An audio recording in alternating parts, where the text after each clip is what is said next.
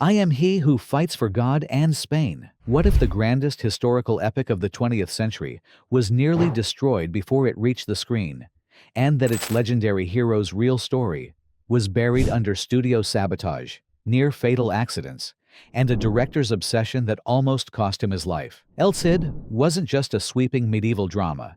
It was a battlefield of egos, budgets, and artistic vision, fought as fiercely as any duel in the film itself. Today, we uncover 15 of the weirdest, wildest, and most unknown facts about the 1961 epic El Cid, from secret political deals to a battle scene so real it hospitalized dozens. If you're ready to see this sword and sandals classic through the eyes of those who bled for it, hit play and prepare for revelation. Charlton Heston trained with real 12th century weapons for months. Charlton Heston didn't just play Rodrigo Diaz de Vivar, he became him. To portray the legendary Castilian knight authentically, Heston trained for over 4 months with replicas of actual 12th century swords, lances, and chainmail. He studied medieval combat manuals and worked with fencing masters who reconstructed forgotten techniques. The weight alone was punishing.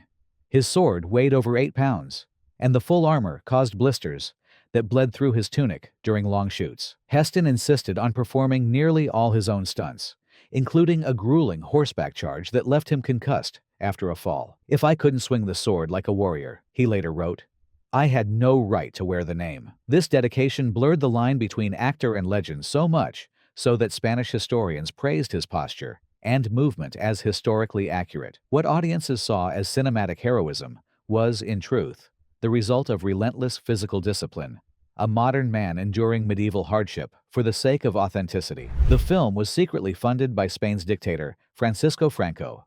Though presented as a Hollywood-Spanish co-production, El Cid received covert financial and logistical support from General Francisco Franco's regime. Franco, seeking to rehabilitate Spain's global image during the Cold War, saw the film as nationalist propaganda, a tale of Christian unity, military glory, and Spanish greatness. His government waived import taxes, provided thousands of real soldiers as extras, and even assigned military advisors to ensure historical accuracy aligned with state ideology. In return, director Anthony Mann agreed to downplay the Moors' cultural sophistication and emphasize El Cid's role as a Catholic unifier. Franco personally reviewed dailies and demanded changes to scenes depicting internal Spanish conflict. The result? A film that, while epic in scale, subtly reinforced the dictatorship's narrative of order through strength. Decades later, declassified documents confirmed the extent of state involvement, proving that El Cid wasn't just entertainment, but soft power diplomacy wrapped in chainmail. Over 200 horses were injured during the massive battle scenes.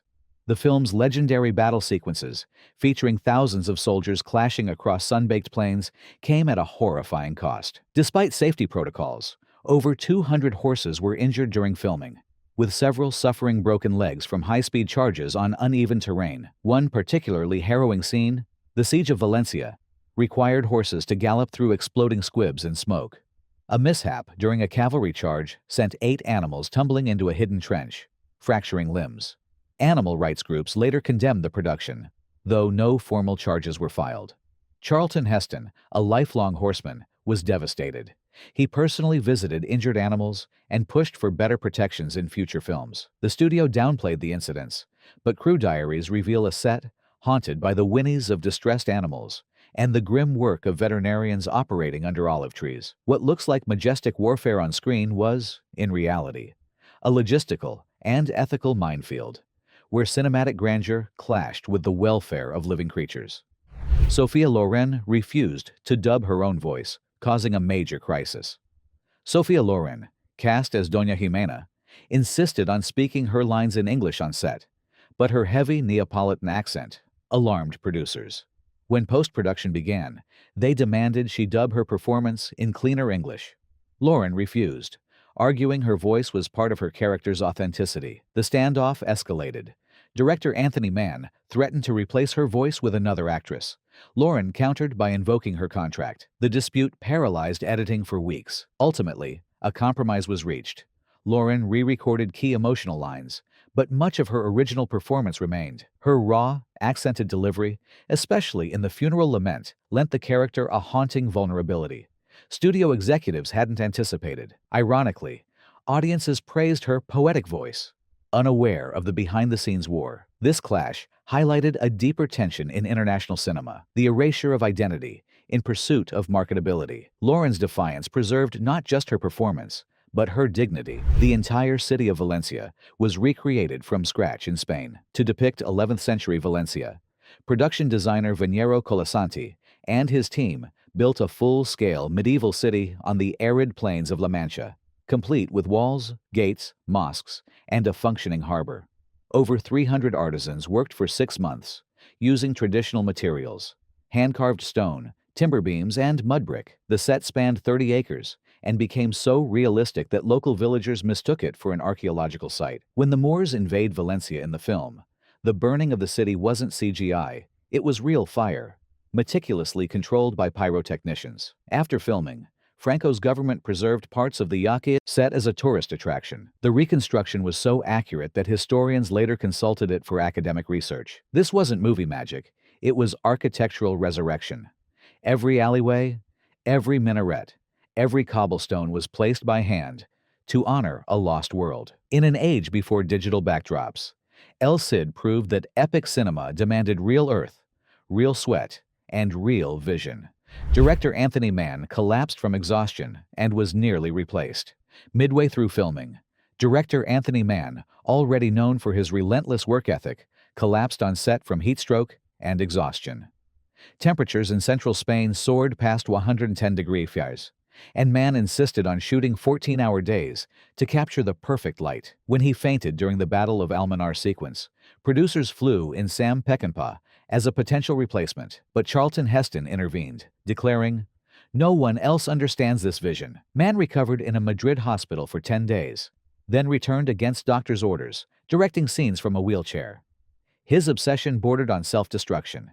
He reviewed every frame, rewrote dialogue nightly, and argued fiercely with Franco's censors. This near collapse shaped the film's tone grittier, more visceral, less romantic than originally planned. Mann's physical sacrifice seeped into the film's DNA. What could have been a polished pageant became a raw, sun-scorched testament to endurance. His breakdown wasn't just a production hiccup, it was the crucible that forged the film's soul. The film's score was composed while Miklos Rasa was bedridden.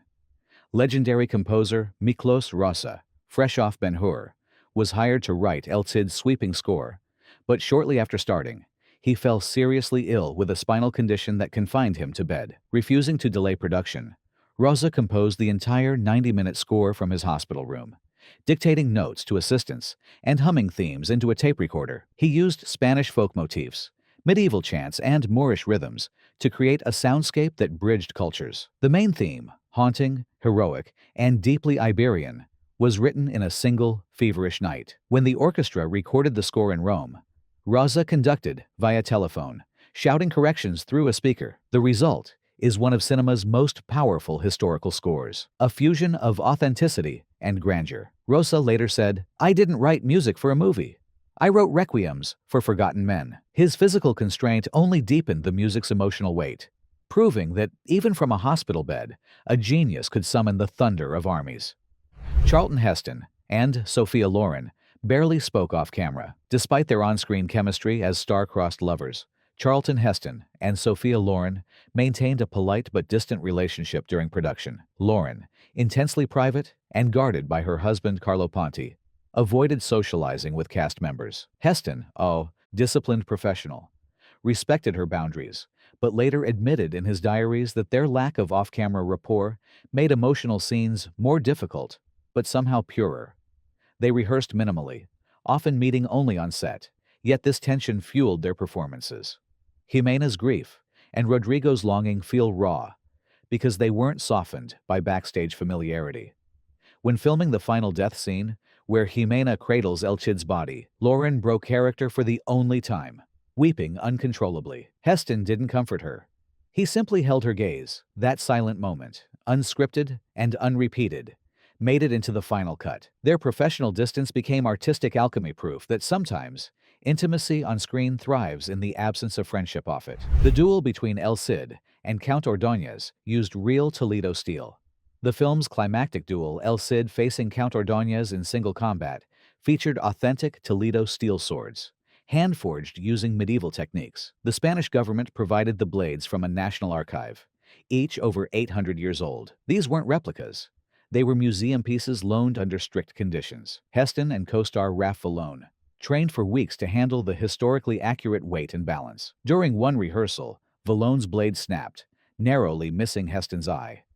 Safety replicas were later used for wide shots, but all close-ups feature the real artifacts. The clang of those swords wasn't sound design.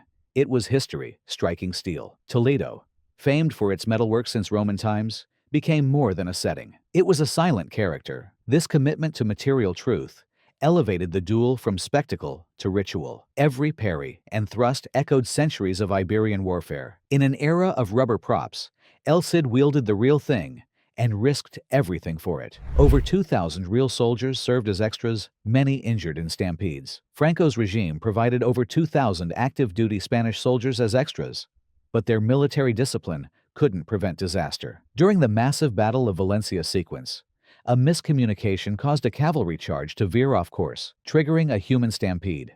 Dozens of soldiers and crew were trampled. 17 required hospitalization. One extra lost an eye when a lance tip supposedly blunted, shattered on impact. Despite the chaos, Mann refused to halt filming, shouting, "Keep rolling! This is real war!" through a megaphone. The footage made it into the final cut, lending the battle an unshakable verisimilitude. Soldiers later described the experience as more terrifying than basic training. The regime suppressed reports of injuries to avoid bad press, but medical logs confirm the toll. What audiences perceive as choreographed chaos was, in part, genuine panic, captured not for safety, but for art. In El Cid, the line between reenactment and reality dissolved in dust, sweat, and blood. The film's Arabic dialogue was meticulously researched and censored. To portray the Moors with dignity, screenwriters hired linguists to reconstruct 11th century Andalusian Arabic. Every line spoken by Moorish characters was historically accurate, based on surviving poetry and court records. Actors trained with dialect coaches for weeks, but Franco's censors demanded edits. Any scene showing Moorish culture as sophisticated or poetic was trimmed. A deleted sequence depicted El Cid quoting Arabic philosophers, cut for implying cultural admiration. Still, fragments survived. The call to prayer over Valencia, the poetry recited by King Al-Mutamin. These moments subtly challenge the era's Orientalist tropes. Decades later, scholars praise the film's linguistic fidelity. Ironically, the regime that funded El Cid as nationalist propaganda inadvertently preserved a voice it sought to erase. The Moors speak not as villains, but as heirs to a golden age, thanks to researchers who refused to let history be silenced. The funeral procession used real medieval artifacts from Spanish churches. For El Cid's funeral, the film's haunting finale, the production borrowed actual 11th century relics from Spanish cathedrals. A bishop's crozier, a gilded chalice, and a silk shroud embroidered with Visigothic crosses. The Vatican granted special permission, requiring priests to supervise their transport. When the camera pans over mourners holding candles, those are real beeswax tapers, blessed in Toledo. Even the coffin was modeled after El Cid's actual sarcophagus in Burgos Cathedral. This reverence for authenticity transformed the scene from spectacle into ceremony. Heston lay motionless for hours as real incense filled the air and monks chanted in Latin. The result is cinema as ritual of farewell that feels sacred because it was treated as such. In an age of plastic props, this moment stood apart. Not a recreation, but a resurrection. The past wasn't simulated.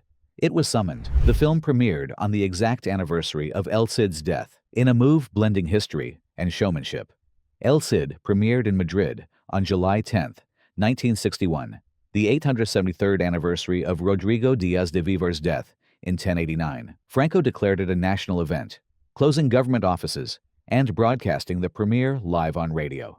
Crowds lined the streets as Heston and Lauren arrived in a horse-drawn carriage. Inside the theater, bishops, generals, and surviving veterans of Spain's Civil War sat together, a symbolic unity the film itself promoted. The timing wasn't coincidence. It was calculated myth-making. By anchoring the premiere to historical memory, the regime blurred fiction and fact, casting modern Spain as El Cid's heir. For one night, Cinema became state ceremony. The film's message of a divided land united by a hero resonated far beyond the screen. In Franco's Spain, El Cid wasn't just a movie. It was a mirror held up to a nation still stitching itself back together. Charlton Heston's horse died during filming, and he blamed himself. Heston's beloved stallion, a Spanish Andalusian named Altivo, collapsed and died during the grueling retreat sequence after multiple takes in extreme heat. The horse had been with Heston since pre-production, and its death devastated him. "I pushed too hard," he wrote in his journal. "I treated him like a machine, not a partner." Heston skipped the wrap party to attend the horse's burial in a field near the set. He later funded a memorial stone inscribed with a line from the film, "Loyalty outlives death." The incident haunted him for years and influenced his later advocacy for animal safety on sets. Though the studio blamed dehydration, Heston carried guilt as if it were his own sword. This private grief added unspoken weight to his final scenes where El Cid rides toward legend, alone. The bond between man and horse wasn't acted. It was real, and its loss echoes in every frame of those final rides. The film's negatives were stored in a wine cellar to survive a studio fire. During post-production, a fire broke out at Samuel Bronston's Madrid studio, threatening the original camera negatives. Quick-thinking archivists rescued the reels and hid them in a nearby wine cellar beneath a Castilian vineyard where temperature and humidity were naturally stable. For 3 weeks, the film's survival depended on cork-sealed bottles and limestone walls. The fire destroyed sets, costumes, and production notes, but the negatives remained pristine. This act of desperation preserved cinematic history. Without that cellar, El Cid might exist only in degraded prints. The irony: a film about preservation of honor was itself saved by ancient, analog means. No digital backups, no cloud storage, just stone, silence, and serendipity. In that cool, dark vault, the epic waited, like El Cid himself, for its resurrection. El Cid wasn't just a movie. It was a crusade fought with cameras, horses, and unwavering belief in the power of legend. If this changed how you see the film, hit like, subscribe, and remember, true glory isn't in the sword, but in the story that outlives it.